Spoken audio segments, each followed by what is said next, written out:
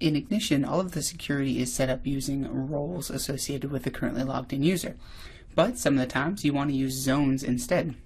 And that's fairly simple to set up inside of Ignition. And what I've done here is I've opened up my designer and I've put together two different sections here on my main window one for zone 1 and one for zone 2. And I've bound the enabled property of all four of these buttons here.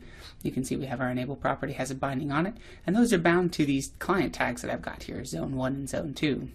Right? Zone 1 in the zone 1 container, zone 2 in the zone 2 container. And the way these client tags work, so I'll open up one here, is if you go into the expression/SQL section of the tag, you can see that I'm using a client IP address tag, and I'm grabbing the first 8 characters of it to match my 10.20.8 dot. Alright, so this is the IP address of the computer that Ignition is installed on, but this client tag will have a different value for every computer that the client is open on.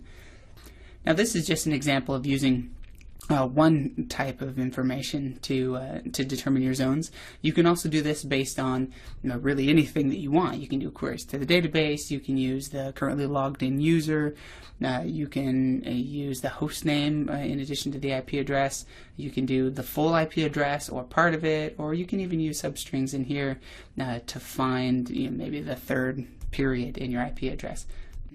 But what you end up with is different areas that can have different visibility or whether they're enabled or not based on some tag that you've created.